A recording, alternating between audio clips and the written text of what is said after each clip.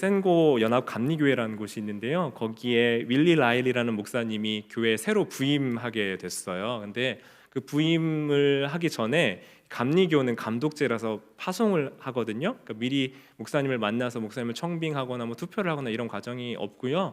감리교의 그 연회에서 목사님을 파송하는 구조예요. 그래서 그 목사님이 그 교회에 부임하기로 정해진 날이 있었고, 그 5일 전쯤에 이 목사님이 꿈을 하나 꾸셨는데 거리로 가서 노숙인으로 살라는 꿈을 꾼 거예요. 그 하나님의 명령을 받은 거예요. 여러분 생각해 보세요. 이 교회 부임하기 전에 5일 동안 깨끗이 씻고 머리 깎고 해도 모자랄 판에 노숙인으로 살라는 하나님의 그 꿈에서 하나님의 말씀을 그 사람이 들었던 거죠. 그것을 받고 어떻게 했을까요? 정말 그렇게 실행을 합니다. 네, 아내도 참 대단한 게요. 그 남편을 그냥 다운타운 거리에 내려주고 가버리더래요. 그렇게 해서 다운타운에서 이제 5일 동안 먹고 자는 거예요. 먹고 자면서 배고픔도 느끼고 또 추위와 또 굶주림도 경험하면서 또 여러 그 비슷한 상황에 있는 사람들을 만났겠죠. 소위 복받았다고 하는 사람들이 그 홈리스들을 얼마나 또 멸시하고 천대하는지, 함부로 대하는지도 직접 경험했습니다. 그리고 그 다음 노숙을 마친 그 다음 날이요, 그 목사님이 부임해야 될 교회에 일요일 새벽부터 한 나무 밑에서 낡은 옷차림을 하고 그냥 그 노숙인 모습 그대로 앉아 있었던 거예요. 근데 목사님 얼굴을 안다고요? 모른다고요? 몰라요. 모르니까 그냥 웬 노숙인이 우리 교회의 한 나무 아래, 저기 우리 교회 보면은 우리 벚꽃 예쁘게 피는 꽃 피는 나무 있잖아요. 그 나무 아래에 그날 부임할 목사님 거기에 앉아가지고 노숙인처럼 앉아 있었던 거예요. 그러니까 성도들이 어떻게 했을까요? 못 알아봤죠, 당연히. 그리고 나서 한 200여 명 모이는 교회였는데 그 중에 한 20여 명이 말을 좀 걸기도 하고 또 도움을 좀 주기도 했다고 합니다. 한 10% 정도 그렇게 행동했겠죠. 그리고 나서 그 교회에 그날 부임 설교를 하려고 인사하려고 딱 쓴 거예요. 여러분 상상이 되세요? 제가 아침에는 그 짓걸로 하고 있다가 이렇게 설교하겠다고 그 담임 목사로 이렇게 올라온 거라고요. 그리고 나서 목사님 무슨 설교 하셨을까요? 부임 설교 제목이 뭐냐면 더 약하게 보이는 몸의 지체라는 제목으로 행함이 있는 신앙을 강조하는 설교를 그날 했다고 합니다. 그리고 설교 강단에서 이렇게 말했는데요. 우리 교인들은 일주일에 주일 예배 1시간만 하나님을 섬기기 원하는 것 같습니다. 하지만 그것은 하나님의 뜻이 아닙니다. 정말 예수님처럼 살고 있습니까? 여러분 어땠을까요? 사랑하는 성도 여러분, 어느 일요일에 평범한 아침 노숙인 모습으로 변장한 목사가 그 교회에 부임했던 것처럼 우리 주님께서도 우리가 예상하지 못하는 모습으로 예상하는 시간에 우리에게 오시게 될 줄 믿습니다. 존귀하신 하나님의 아들 예수 그리스도께서 어디에 오셨어요? 말 구유라고 하지만 쉽게 말하면요, 말 밥통이에요. 초라한 말 밥통이에 존귀하신 하나님의 아들 예수 그리스도께서 그곳에서 나셨던 것처럼 말입니다. 영원하신 주님은 우리의 일상의 찰나의 순간에 찾아오시는 분이시죠. 그리고 그 일상의 평범한 순간을 주님이 찾아오시면 비범하게 바꾸어 특별하게 만들어주시는 분이십니다. 그런데 그 주님이 이 일주일에 딱 한 주에 1시간의 시간이 아니라 여러분의 일상 중에 찾아오시고 그 주님과 동행하며 살아가는 은혜가 여러분의 삶에 있기를 소원합니다. 주님과 동행하시는 일주일의 삶을 살아야만 이 주일에 와서 드리는 예배에 기쁨이 있고 감격이 있죠. 여러분, 얼굴도 모르고 낯설고 누군지 잘 모르는 사람 만나면 반가울 수가 없잖아요. 일주일 동안 주님 얼굴 한 번도 못 봤는데 오랜만에 만나서 더 반가울 수 있으세요? 네, 그럴 수도 있겠지만 그 주님과 어색할 수도 있잖아요. 여러분 그 주님과 일상을 동행하고 이 예배의 자리에서 온전히 우리의 마음 들여 예배할 수 있는 우리 신시내티 한인장로교회 성도님들 되시기를 소원합니다. 그런데 여러분, 우리가 특별히 알지 못하고 있는 어느 순간에 누군가와 대하고 있는 방식이 우리가 실제 어떻게 살아가고 있는지 우리 자신을 보여주는 모습일 수가 있어요. 그래서 가끔 우리가 우리 모습에도 놀라기도 하잖아요. 깜짝깜짝 놀라기도 하잖아요. 그런데 정말 우리가 다른 사람을 대하다가 낯설게 나오는 내 모습일 때도 있지만 대부분 나라는 사람이 나의 모습을 가지고 다른 사람과 관계를 맺고 대하며 살잖아요. 그래서 평소에는 불친절하고 좀 예의도 없고 자기만 생각하던 사람이 갑자기 살펴주고 그러면 우리가 뭐라고 얘기해요? 오늘 분명히 뭘 잘못 먹고 왔다라고 표현을 하잖아요. 그죠? 그 이유는 뭐예요? 그 사람의 일상적인 모습과 삶의 태도와 관계 맺는 방식이 그 사람을 보여준다라는 겁니다. 여러분, 오늘 본문에서 아브라함은요, 누군지 정확하게 알지 못하는 사람들을 맞이하며 그 사람들의 필요를 알고 그리고 그 사람들의 필요를 채워주는 모습에서 아브라함의 모습이 나오는 거예요. 그렇죠? 아브라함의 이 흔적들, 삶의 궤적들을 보면요, 다른 사람의 필요에 귀 기울이고 양보하고 베풀고 이해하고 욕심내지 않는 모습이 이 아브라함의 모습에 나와 있어요. 창세기 본문을 통해서 반복적으로 우리에게 아브라함의 그 모습을 보여주고 있어요. 아브라함이 오늘 본문으로 우리가 들어가 보면요, 18장 1절 보세요. 여호와께서 마므레 상수리 나무들이 있는 곳에서 아브라함에게 나타나신 때예요. 여호와께서 오셨는데 어떤 모습을 하고 오셨냐면요, 사람 셋의 모습을 하고 오셨어요. 그 중에 한 분이 여호와께서 임하신 모습이고 다른 두 사람은 천사의 존재로 우리가 인식할 수 있겠습니다. 아브라함에게는 뜨거운 낮에 이 해 한낮의 열기, 고대 중근동의 뜨거운 해가 직사광선으로 비치는 그 뜨거운 장막 주변에, 아브라함이 장막 안에는 어땠을까요? 더웠겠죠? 장막 앞에 있었어요. 장막 앞에서 뭐 하고 있었을 것 같으세요, 여러분? 기도하고 막 말씀 보고 막 이렇게 성령 충만한 모습이 아니라 그냥 일상 중에 장막 입구에 앉아 있었어요. 여러분, 더운 날씨에 후텁지근하고 그러면 여러분 뭐 하세요? 주로 앉아서 뭐 했을 것 같으세요? 기도하신다고요? 네.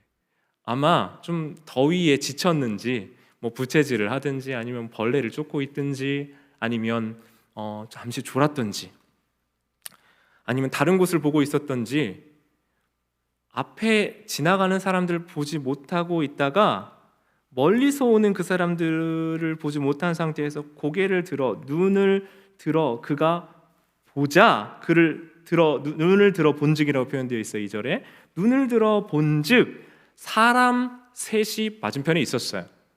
뭐라고 표현하고 있어요? 어떤 존재라고요? 영적인 존재로 보여졌어요? 사람 셋의 모습으로 비춰졌다고요. 여러분, 그 고대 중근동 지방에서는 해가 너무 장렬하기 때문에 낮 시간에는 이렇게 움직이는 일이 별로 없어요. 그러니까 주로 해가 진 시간에 밤이나 새벽을 틈타서 이동해야지 이 시간에 움직이는 일들은 별로 없다는 거예요. 언제 움직일까요? 특별한 임무와 사명을 받았을 때는 움직일 수 있었겠죠.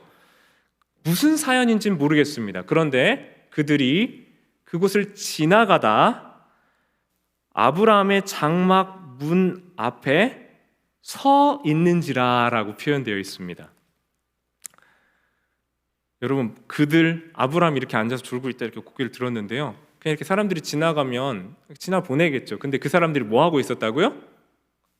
서 있었다고요. 아마도 뜨거운 날씨 가운데 너무 지치고 지친 자기들을 초대해 주길 바라는 무언의 의사 표현으로 그 앞에 서 있었을지도 모르겠어요. 여러분, 좌우에 계신 분들 얼굴 한번 보시고 무슨 필요가 느껴지시는지 한번 보시겠어요? 뭐가 좀 필요해 보이세요? 네, 한번 보세요. 정말 보세요. 자, 뭐가 많이 필요해 보이세요? 네, 그리고 한번 물어보세요. 이렇게 정말 물어보세요. 무엇이 필요하십니까? 물어보시고 대답도 한번 해보세요. 한번. 네, 정말 해보세요. 바로 돈 얘기하시는 분들, 그분들은 진짜 필요하신 거예요. 그러니까 이따가 저한테 좀 알려주시든지 여러분 주머니에 있으면 그것 좀 얼마냐고 하고 물어보시고 정말 좀 주세요. 여러분, 사실 무언의 어떤 우리가 가지고 있는 정말 필요를 말로 표현한다는 거는 쉽지 않아요. 그렇죠? 나 정말 이게 필요해. 부탁할 때는 여러분, 일반적인 사람들은요, 미안함을 가지고 조심스럽게 부탁을 하죠. 그러니까 정말 필요한데 10번 필요한 중에 한 번 정도 부탁을 할까 말까인 거죠. 한국의 초코파이 광고가 우리에게 잘못된 정보를 많이 줬어요. 뭐죠? 말하지 않아도 알아요. 눈빛만 봐도 안 돼요. 근데 말하지 않으면 어떻게 알아요? 그죠? 그럼에도 아브라함은 말 안 하고 있는 그 서 있는 사람들을 보면서 뭐 하고 있어요? 말하지 않아도 아는 이 한국의 초코파이의 정신을 잘 보여주고 있는 거예요. 그러면서 이 사람은 뭐 합니까? 아브라함은 그 세 사람을 청해서 발을 씻기고 그들에게 먹을 것을 주기 원하며 그들을 자기의 집으로 초청하고 있는 겁니다. 그들에게 뭐요? 왜 쳐다봐요? 왜 서 있어요? 내 장막 앞에 왜 있는 거예요? 하고 되묻지 않고요. 그들을 극진하게 청하면서 그들의 마음과 상황을 헤아려 주는 모습을 보이는 겁니다. 여러분, 말하지 않더라도 그 필요를 살펴주고 더 나아가서 그 마음까지 헤아려 주는 것이 사랑입니다.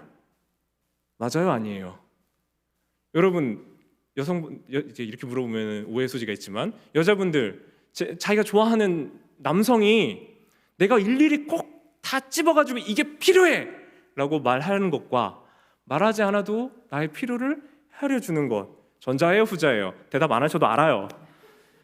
사랑해달라, 내 필요를 채워달라, 말하지 않아도 그 필요를 채워주는 적극적 헤아림은 정말 적극적 사랑의 행동에 의해서 나오는 결과물인 거예요. 말은 어렵겠지만 적극적인 살핌과 헤아림을 통해서 우리는 사랑을 느낀다는 겁니다. 아브라함은 이 세 사람을 보자 장막 문에 달려가 나가서 땅에 엎드려 절했어요. 그리고 어떤 의미에서 그 존재들이 좀 비범하다고 느꼈을 수도 있겠죠. 그 전에 사실 아브라함은 여호와 하나님과 그가 보낸 천사들을, 신적 존재들을 이미 만난 경험이 있어요.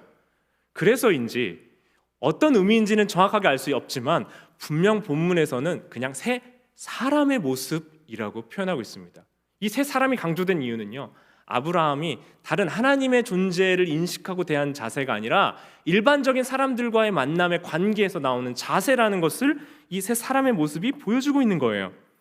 여러분, 고대 중근동에서는요, 나그네 보호법, 약자 보호법이 있었어요. 그래서 그 연약한 사람들이 그곳에 왔을 때 잘 대답해 주는 것이 개인과 마을의 명예에 달린 아주 중요한 일이었습니다. 이 손님보호법을 잘 지키느냐 그렇지 않느냐는 명예가 달린 일이었어요. 그런데 소돔의 모습, 곧 이어서 18장 이후에 19장에 가면 멸망하게 될 소돔의 모습이 나오는데요, 그 소돔의 모습이 어떠하냐면 나그네와 약자들이 왔을 때 그들을 겁주고 위협하고 쫓아내려고 하는, 상관하겠다고 하면서 위협하는 악한 모습들이 나와요. 유대인의 우화에는 이런 예가 있어요. 그 소돔 지역에는 나그네가 들어오면 올 때 환영하면서 자기 이름이 새겨진 금덩어리를 준다는 거예요.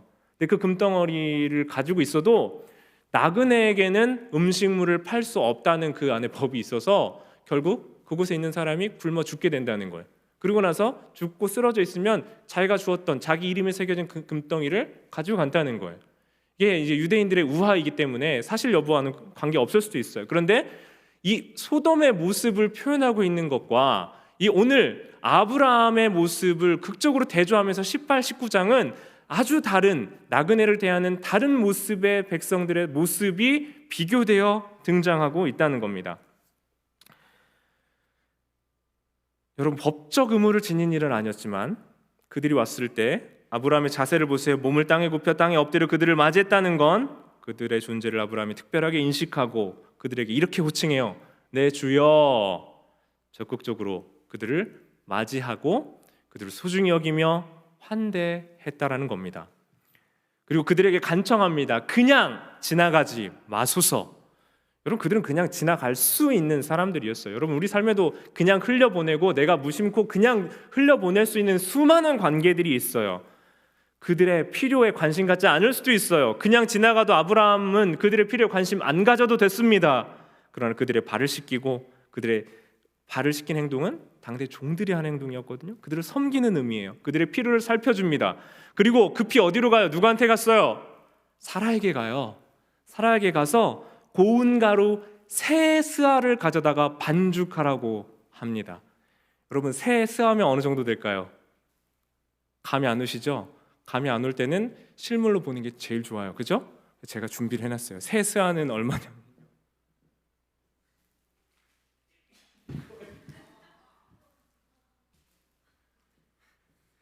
제가 힘이 약한 게 아니라 이게 20kg 한 23kg 정도 되는 콘크리트거든요. 이보다 부피는 조금 더 컸을 것 같아요. 괜히 힘을 좀 써가지고 네, 몸이 안 풀렸는데 힘을 써가지고 근육이 굉장히 빡됐어요. 몇 명 지금 청했어요, 손님? 3명 청했습니다.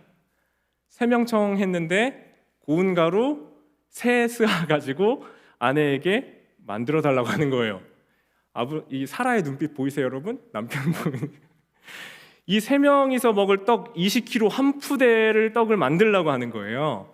저희 아버지가 저희 집에 손님을 되게 자주 데리고 오셨거든요. 네, 손님 데려오면서 저희 어머니께 뭐라고 얘기했는지 어머니가 한탄 섞인 말을 저한테 얼마 전에 하셨는데 간단하게 잔치국수 좀 말아달라고 하셨다는 거예요. 여러분, 남편들이 간단하게 잔치국수 말아달라고 할 때 우리 아내들은 그 잔치국수에 남편을 같이 말아버리고 싶죠. 성경에 보면 아브라함이 지금 사라에게 먼저 가서 평범하지 않은 양의 떡을 하도록 하고, 이랬으면 이제 욕만 먹었을 건데 그래도 뭘 해요? 자기도 가서 기름지고 좋은 송아지를 잡아서 요리하도록 합니다. 여러분, 본문이 지금 설명하고 있는 게 뭐예요? 오늘날의 시대에 이렇게 누군가를 극진히 청하고 집으로 모시기가 쉽지 않은 시대를 산다면 본문 그대로 적용하고 받아들이기 힘들다 할지라도 이 본문이 의미하고 우리에게 말씀하고 계신 바가 무엇인지를 우리는 깨달아야 되죠. 누군가의 필요를 보아주는 것, 누군가의 필요를 살펴주는 것, 누군가의 연약함과 문제에 관심을 갖고 그것을 해결해 줄 때 그냥 하면 안 되고요, 최선으로 해야 된다는 거예요. 최선으로 하는 것이 헛된 일이 아니라 주님이 기뻐하시는 모습이다라는 걸 아브라함의 모습을 통해 우리에게 들려주는 거예요. 어떻게 할 수 있습니까? 히브리서 13장 1절과 2절의 말씀입니다. 우리 함께 보시겠습니다. 본문 함께 보시죠. 시작. 형제 사랑하기를 계속하고 손님 대접하기를 잊지 말라. 이로써 부지 중에 천사들을 대접한 이들이 있었느니라. 히브리서에서 아브라함이 그랬다고 꼭 집어서 얘기하진 않아요. 그런데 부지 중에 천사를 대접한 이가 누굽니까? 지금 아브라함이잖아요. 오늘 본문의 아브라함, 그 아브라함의 모습이 우리가 수련회 때 받았던 헤세드의 모습을 실현하고 의의 그 공의로움과 인애를 실현하고 있는 모습이에요. 헤세드가 어떤 의미였죠? 그렇게 하지 않아도 돼요. 그렇게 하지 않아도 되는데 그렇게 하는 것이라고 했어요. 그렇게 우리가 말씀 받았잖아요. 나의 필요에 민감하고, 사실 우리는 살다 보면 나의 것, 내 만족을 위해서 질주하는 자기지향성이 강한 삶을 살아갑니다. 이 세상에서 누군가의 필요를 알아주는 것, 누군가의 필요를 채워주는 것, 그것이 바로 우리가 알지 못하는 중에 하나님의 의와 법을 이루는 법, 그것이 주님을 섬기는 일, 그것이 천사를 섬기는 일, 우리가 알지 못하는 중에 주님께 하는 일이 될 수 있다는 것이죠. 사랑하는 여러분, 생각해 보세요. 우리 삶은 우리가 알지 못하는 수많은 사람들의 호의와 섬김과 배려를 통해서 완성되고 만들어져요. 누군가의 호의와 배려 받은 것에, 그런데 그 감사는 참 쉽게 잃어버려요. 여러분, 생각해 보세요. 오늘 하루 계속 생각해 보세요. 누군가 나에게 어떤 일들을 할 때요, 그것이 당연한 일인지 그렇지 않은 일인지요, 이 사람이 꼭 그렇게 해줘야 되는 일인지 그렇지 않은 일인지를 생각해 보시란 말입니다. 아마도 참 많은 일들이, 특별히 우리 신앙 공동체 안에서는요, 이익을 위해서 모이는 것이 아니기 때문에 그 음식 하나 떠주는 그 손길조차도 그렇게 하지 않아도 되는데 그렇게 해주는 것이에요. 그때 우리가 나와야 되는 당연한 반응은 뭐예요? 감사와 사랑으로 받아야죠. 감사합니다 하고 받으면 안 되는 거예요. 그죠? 여러분, 사람이 고마움을 잃어버리면 받아 먹던 잔치국수도 빼앗기는데 감사로 대하면 그 잔치국수가 리필될 줄 믿습니다. 여러분, 우리 성도님들은 감사로 살아가는 하나님의 백성들 되시길 소원해요. 창세기 18장 8절 같이 보겠습니다. 시작. 아브라함이 엉긴 젖과 우유와 하인이 의뢰한 송아지를 가져다가 그들 앞에 차려놓고 나무 아래 모셔 섬에 그들이 먹으니라. 그들이 아브라함에게 이르되 내 아내 사라가 어디 있느냐? 대답하되 장막에 있나이다 라고 대답하거든요. 아브라함은 그들과 같이 먹지 않았어요. 어떻게 있었습니까? 나무 아래에 모시고 옆에 섰어요. 무슨 말이에요? 시중 듣는 거예요. 필요를 끝까지 살펴보아 주는 겁니다. 보통 이 고대 사회에서는 여성들이 남성들과 같이 먹진 않았어요. 어디 있었냐면 멀리 있진 않고 필요를 채워줄 수 있도록 같은 장막 어딘가에 보이지 않는 곳에 있었던 거죠. 자, 그러니까 사라가 어디냐고 물어봐도 그 사라는 이미 그 이야기를 다 듣고 있었던 겁니다. 아브라함이 그들의 존재가 하나님의 사자이거나 자기보다 높은 존재임을 인식할 수 있었겠죠. 그러니까 먹지 않고 좀 돌보았겠죠. 섬겼겠죠. 그러나 조카 롯에게 했듯이 그는 당대에 볼 수 없었던 사람이었어요. 그리고 오늘 본문 바로 이어서 어떤 장면이 나오냐면요, 소돔 땅을 위하여 하나님 앞에서 그들을 위하여 중보하고 그들의 회복과 하나님의 구원을 하나님께 기도하는 그 모습, 다른 이의 필요를 헤아려주고 살피는 모습을 우리는 본문을 통해 볼 수 있다는 거죠. 신명기 10장 18절 말씀 한번 더 보겠습니다. 시작. 너희는 나그네를 사랑하라. 본문 함께 보시죠. 시작. 고아와 과부를 위하여 정의를 행하시며 나그네를 사랑하며 그에게 떡과 옷을 주시나니. 하나님이 어떤 분이시냐면 나그네를 사랑하고 그에게 떡과 옷을 주시는 분이시고, 또한 나그네를 사랑하라고 하셔서 너희가 전에 애굽 땅에서 나그네 되었음이니라 라고 말씀하시는 분이세요.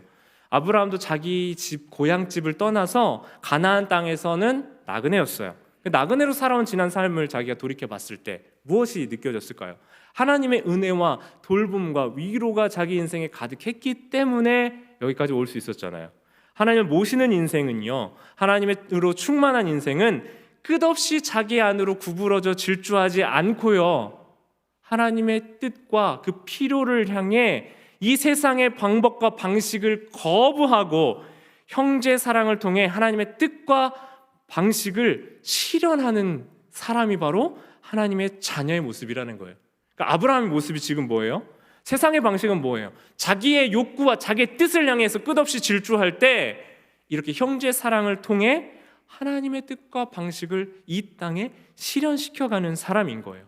그 모습이 바로 18장 19절에 나와 있거든요. 이게 메시지 성경으로 보면 그 의미가 굉장히 뚜렷하게 나와요. 메시지 성경 함께 보겠습니다. 창세기 18장 19절 같이 한번 읽어보시겠습니까? 시작.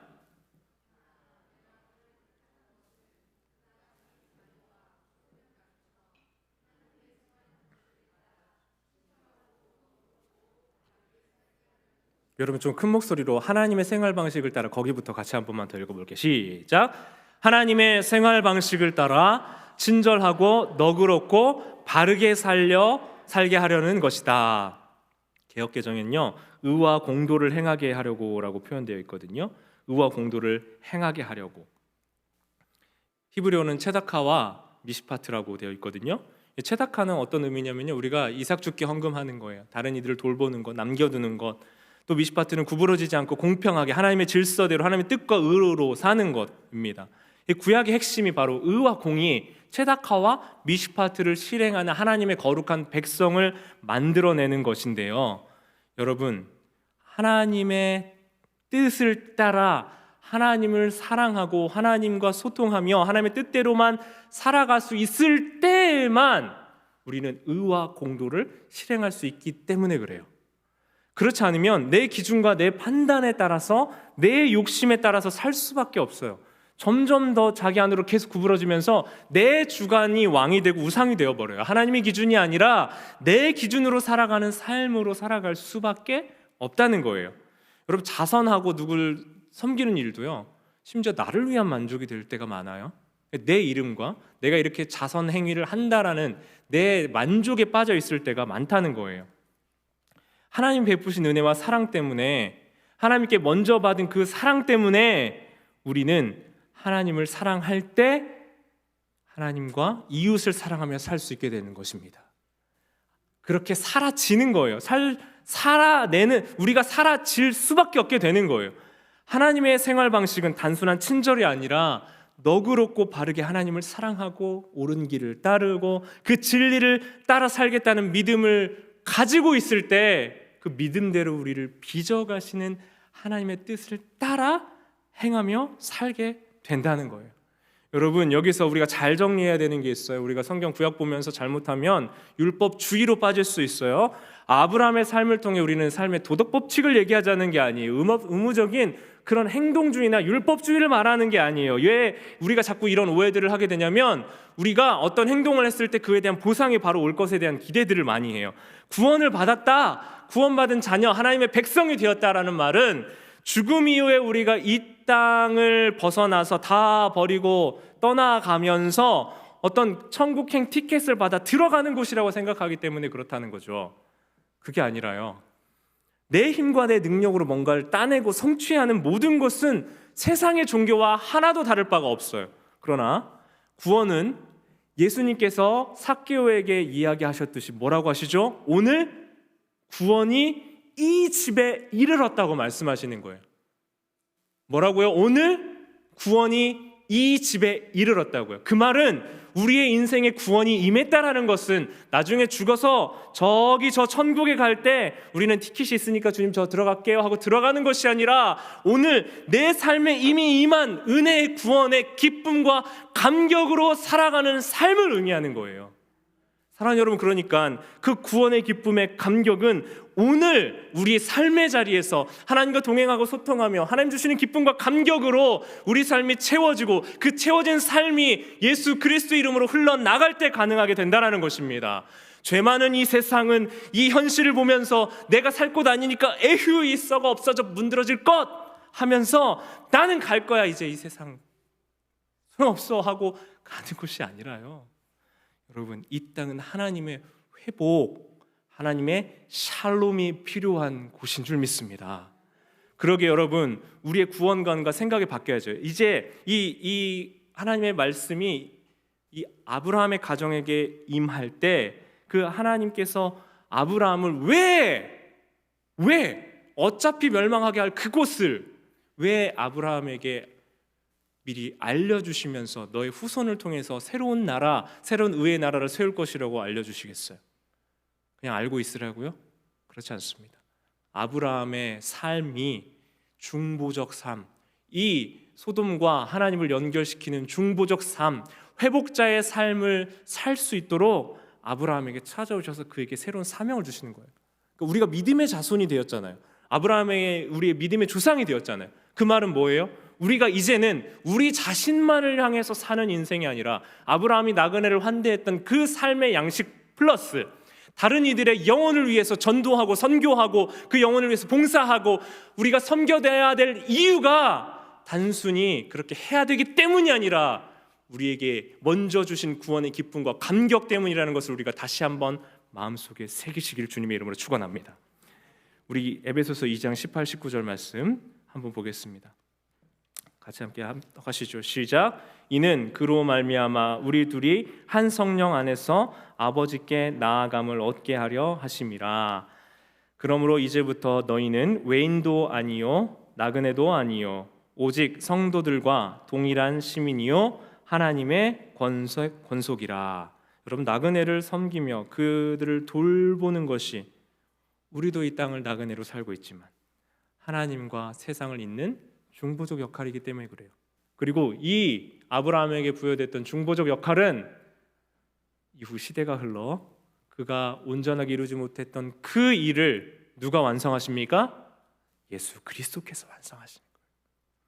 외인, 나그네 되었던 2장 19절 한번 더 띄워주세요. 외인, 나그네 되어 있어서 멀리 있었던, 믿음 밖에 있었던 우리를 성령 하나님께서 성령 안에서 하나님 안에 함께 있게 하시고 아버지께 나아갈 수 있도록 우리를 연결시키고 모아주신 분이 바로 우리 예수 그리스도께서 하신 일입니다. 예수 그리스도께서 완성하시고 하나 되게 하신 일을 우리는 먼저 구원의 감격을 맛본 사람들이잖아요, 여러분. 기쁨을 맛보고 회복의 은혜를 맛보아 내 삶에 무너지고 내 안으로 구부러졌던 모든 것들이 이제 하나님의 은혜 안에서 제 자리로 샬롬을 회복하도록, 원래의 자리를 회복해 나아갈 수 있도록 우리를 회복하고 살게 하신 은혜의 하나님께서 그 예수님을 통하여 그 일을 완성해 주신 줄 믿습니다. 하나님의 사랑을 입은 나그네 된 우리가 나그네를 섬기며 살아가는 것, 그것이 바로 구원받은 자가 그 구원의 기쁨을 더 크게 느끼고 체감할 수 있는 가장 좋은 방법이 될 줄 믿습니다. 여러분, 숙제해야 되고 뭐 해야 되니까 그런 게 아니에요.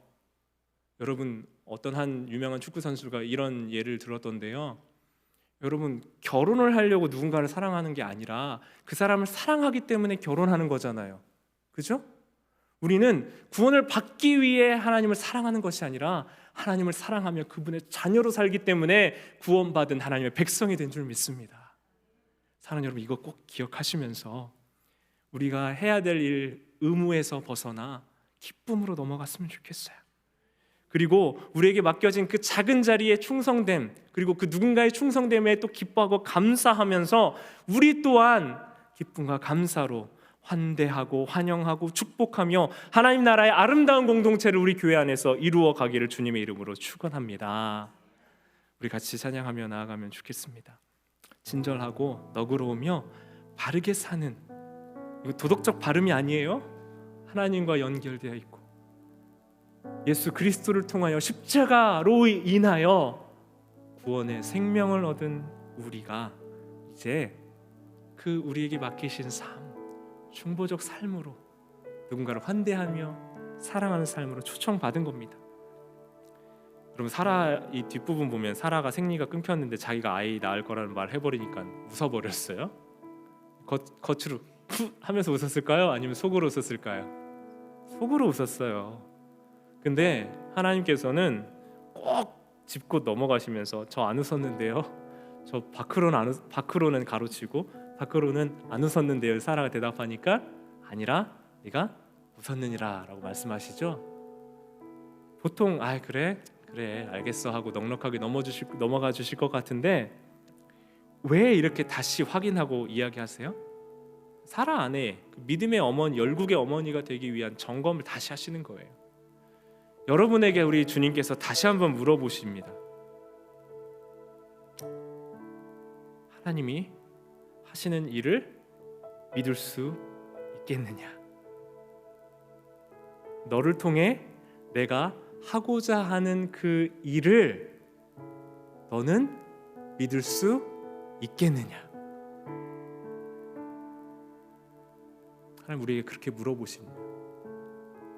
우리가 피식하고 했다가 우리 믿음 없음을 들켜버려서 하나님 저 믿어요, 믿습니다라고 우물쭈물할 때 다시 한번 믿느냐고 물어보시면 여러분 무엇이라 대답하실 수 있으시겠어요?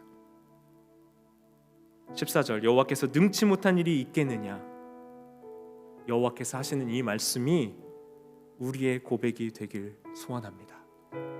여호와께서는 능치 못함이 없는 분이신 줄 믿습니다. 그리고 창조하실 때 무에서 유를 창조해내신 분이신 줄 믿습니다. 사랑하는 여러분, 자꾸 여러분 자신만 보지 마시고요, 여러분을 통해서 하나님이 무엇 하길 원하시는지로 질문을 바꾸세요. 나만 바라봐서는 이 세상에 소망이 그렇게 별로 없어요. 하나님 아버지를 바라보고 하나님께서 내게 주신 나를 통해 하고자 하시는 그 소망을 향해 나아가는 그 삶의 의미와 목적을 잘 확인하는 우리 모든 성도님들 되시기를 간절히 바랍니다. 주가 일하시네 함께 찬양하겠습니다. 날이 저물어 갈 때, 빈들에서 걸을 때, 그때가 하나님의 때, 내 힘으로 안 될 때, 내 힘으로 안 될 때, 빈손으로 걷는 것 같은 그 자리에, 그때가 우리가 고백하며 여호와 이레, 여호와께서 예비하심을 고백할 때입니다. 우리 모인 이곳에 주님 함께 하십니다. 우리 다 함께 일어나서 고백할까요? 우리 힘차게, 우리 힘내서 함께 기도하고 찬양하며 우리 나아갑시다. 아버지 은혜, 적은 떡과 물고기, 적은 떡과 물고기, 내 모든 걸 드릴 때 모두 고백해 여호와 이레, 주가 일하시네 주가 일하시네 주가 일하시네 주께 아끼지 않는 자에게 주가 일하시네 주가 일하시네 신뢰하며 걷는 자 우리의 고백으로 드립시다 주가 일하시네 주가 일하시네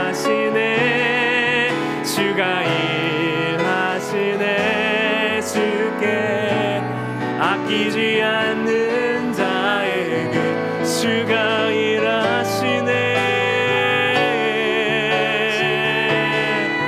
주가 일하시네 신뢰하며 걷는 여러분 우리 믿음의 고백으로 함께 드립시다. 우리 두 손 들 수 있는 분 고백합시다. 주가 일하시네 주가 일하시네 주님 정말 그러함을 믿습니다. 주님께는 능치 못할 일이 없으심을 믿습니다. 주님께 아끼지 않는 자에게 주가 일하시네 주가 일하시네 신뢰하며 걷는 자에게 주가 일하시네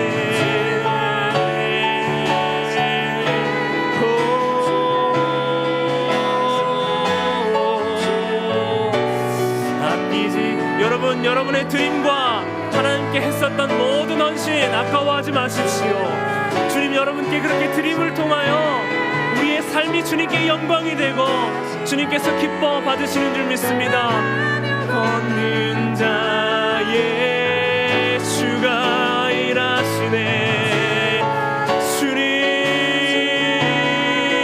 주가 일하시네 주께 아끼지 않는 자의 주가 일하시네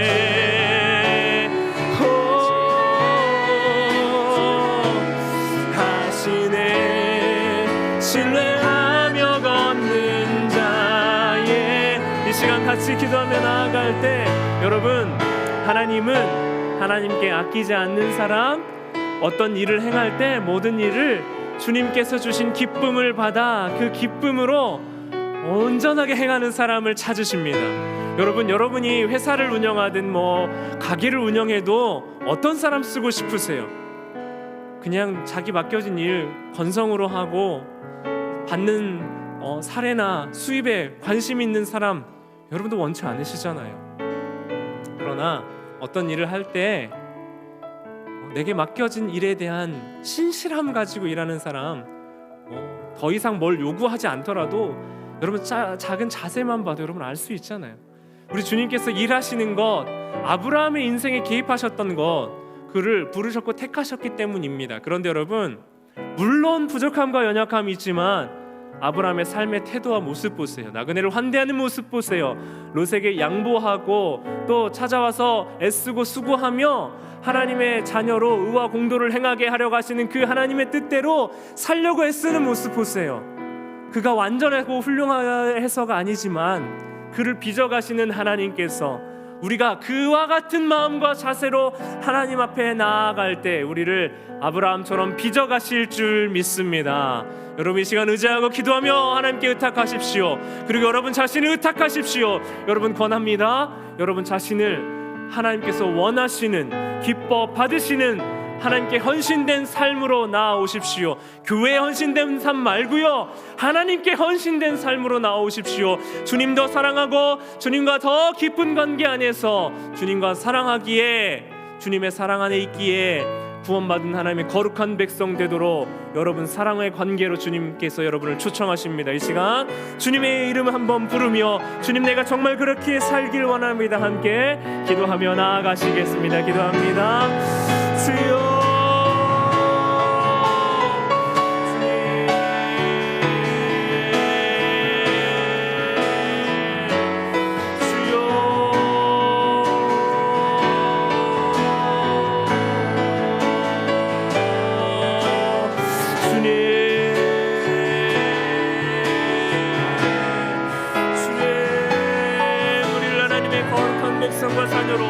의의 삶을 살 수 있도록 인도하여 주시옵소서.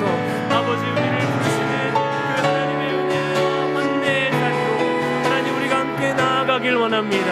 하나님, 주님께 아끼지 않고 신뢰하며 사랑하는 우리에게 하나님 중보적 사명, 예수 그리스도께서 완성하신 그 일에 맡겨진 삶의 자리를 우리에게 불러주신 줄 믿습니다. 아버지, 주님의 이름 순종하며 신뢰하며 걸어갑니다. 여러분, 한 번만 더 기도할게요. 한 번 더 기도할 때 여러분, 우리 교회 공동체의 작은 변화들, 큰 변화들 제가 많이 보는데요, 한 가지는 이제 환대할 수 있는 공동체의 모습을 조금씩 갖춰가는 것 같아요. 너무 감사해요. 여러분, 예전에는 누가 새로운 분이 오시면요, 저한테 누가 와서 조용히 물어봐요. 목사님 누구예요? 하고 물어보셨어요. 근데 이제는 저한테 물어보지 않고 직접 가서 인사하고 축복하고 환영하고 맞아주는 모습 자주 봅니다. 여러분, 하나님 나라의 특징은, 가장 중요한 한 가지 특징은 뭐라고요? 바로 환대입니다. 서로의 필요를 살펴주는 것입니다. 우리 그런 공동체 되기를 함께 기도하십시다. 정말 나밖에 모르는 세상에서, 내 신앙밖에 모르는 또 세상에서